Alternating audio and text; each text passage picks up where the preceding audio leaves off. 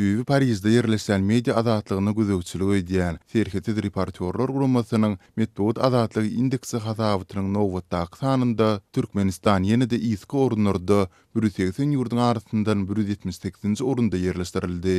20 aprelde ýaýradylan hasabatda Türkmenistana media azatlygynyň indeksi boýunça 80,3 bal berilip, ol sanawda Eritreýadan we Demokratik Koreýadan soň izdan 3-nji boldy. Bellesek Türkmenistan geçen ýylky hasabatdaky görkezijiden bir orun ýokary galypdyr. Hasabatda beýleki Merkezi Aziýa döwletleriniň arasynda medeniýet azatlygy boýunça iň gowy netije görkezen Kyrgyzstan bolup, ol 79-njy orunda ýer aldy. Galy berse-de Gurama Kazakstany 155-nji, Özbekistany 157-nji we Täjikistany 162-nji orunlarda ýerleşdirdi. Bellesek medeniýet azatlygy indeksi hasabatynyň nowatdaky sanynda Gündoğur Ýewropa we Merkezi Aziýa ýurtlary sanawyň iň aşaky orunlarynda ýerleşdirildi. Muňa sol tanda Belarusdaky protestleri beýan eden jurnalistlere görüp işdilmedik derejede basyşyň edilmegi we Dağly Garabagdaky töwüş hereketleri barada maglumatlaryň çäklendirilmegi sebäp boldy. Guramanyň bellemegine görä Russiýadaky medeniýet azatlygyna garşy çäreleriň özgörmegi geljekde regiondaky media azatlygyna hem uly wehim salýar. Serheti reporterler guramasy Russiýada garaşy jurnalistlere we media garşy has uly repressiýalary amal etmek boýunça siýasy modeliň emeli gelip başlandygyny belleýär. Rus polisiýasy Kremliň tanqidçisi Aleksey Navalnyň goldawyna geçirilen protestleriň dowamında jurnalistleriň işini böwürtlemek boýunça öňgörüp işdilmedik derejedäki giň we sistematik basyşlary etdi diýip Serheti reporterler belledi. Hasabatda Russiýa 180 ýurdun arasyndan 150-nji orunda ýerleşdirildi. Media azatlygyna gözegçilik edýän Gurama Gündoğur Ýewropada we Merkezi Aziýada maglumatlary çäklendirmek boýunça dürli derejede ymtylmalaryň bolandygyny hem nyktaýar. Russiýanyň modeline eýerip beýleki döwletler hem COVID-19 baradaky ýalan maglumatlar bilen görüşi bahana edip media azatlygyny has hem çäklendirmek boýunça esaslary döretdiler diýip Gurama belledi. Medeniýet azatlygy indeksi hasabatynda ilkinji 5 orunda Norwegiýa, Finlandiýa, Şwetsiýa, Daniýa we Kosta Rika ýerleşdirildi.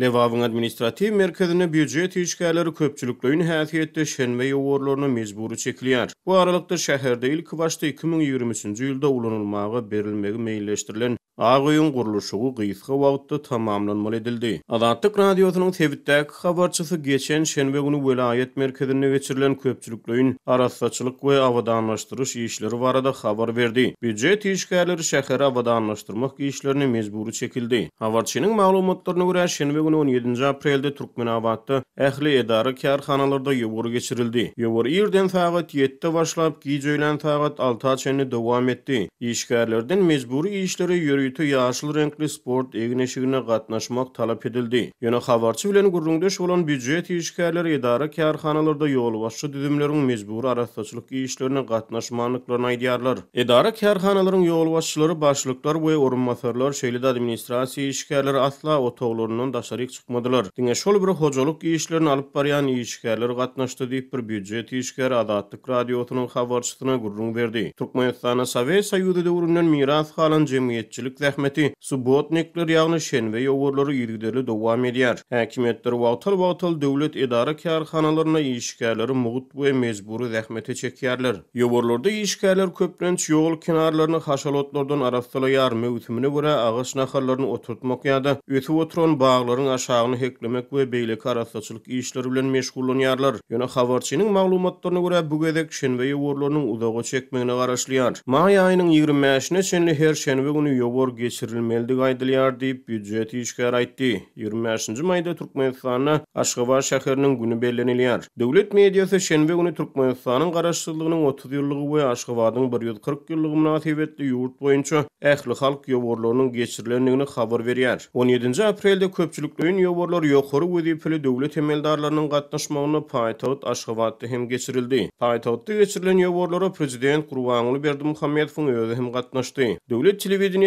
efire verilen videolarda Berdimuhammedow vice-premierlere ilk arastaçylyk we awadanlaşdyryş üçin zerur bolan zähmet gurallaryny paýlap berdi. Soňra emeldarlar döwlet telewizionyny görnüşi ýaly özlerine bölünip berilen ýerleri syýryp süpürdiler, agaçlary heklediler we beýleki arastaçylyk işleri bilen meşgullanylar. Lewaply habarçynyň maglumatlaryna görä Türkmenawatda geçirilen şäher awadanlaşdyryş işlerini büdjet işgärlerinden diňe ýaşyl sport egneşiklerine ýogary gatnaşmak talap edildi. İşgärler ýogurlary değişli egin eşikleri boýunça renk talabynyň özlerine goşmaça çykdyjy bolýanlygyny aýdýarlar.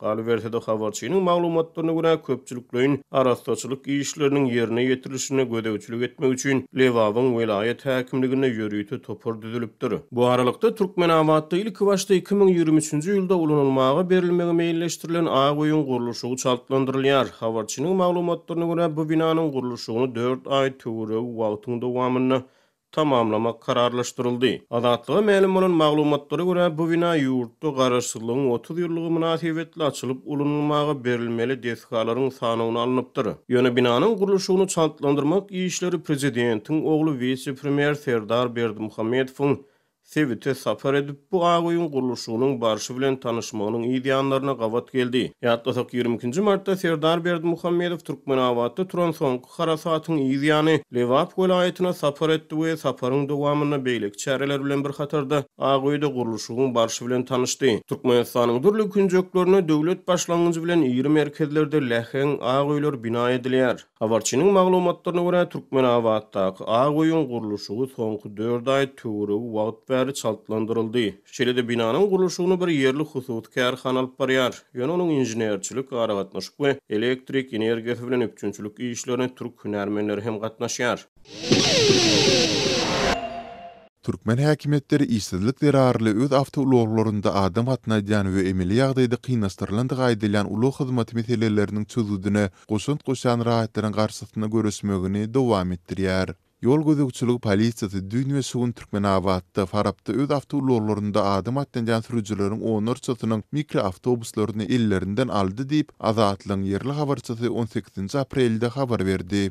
Resmi metbuatda döwletiň satyn alýan awtobuslary, taksilary barada berilen maglumatlara garamazdan ýurdun ilaty sewitleriň ählisinde hususy taksiçileriň işine mätäç bolmagynda galýar. Eger şeýle mätäçlik bolmasa, öz ulugynda adam gatnaýan adamlaryň küçä çykan ýerinde iş tapyp, bu hünärden eklenç etmegi mümkin däl. Ol öz-özünden ýatyp galar diýip tinçiler aýdýar. Öňki ýyllaryň tejribesinden belli bolsa, öz awtouloglorunda taksiçilik edip, agyr ykdysady şertlerde maşgala eklemäge çalışan rahatlaryň uloglary bir kanun gazanç edýändikleri sebäple illerinden alynýar we bu mesele köplenç jerime ýa-da para peşkes häkimetleriň bir kanun gazanç etmegi bilen çözülýär. İkinci tarapdan patentsiz ýa-da resmi ruhsatı bolmazdan kireye edýän sürüjüler hemişe gowulanyp ýörülmeýär we öz-özüni iş bilen üpsün edýän adamlara garşy edil häzirki pursatda görülýän gazaply çäreleriň sebäbi düşündirilmeýär. Ma'lum bolýar, ozal sebitlerin awtouloglorlarynyň paýtagta gelmegine girdilen gadaganlyklar, soňra pandemiýa çäklendirmeleri derarly ulanylan petiklemeleri derarly hususy taksiçilerdiň öz ýaşaýan sebitleriniň çäginde içerki gatnawlary bilen çäklenmeli boldular.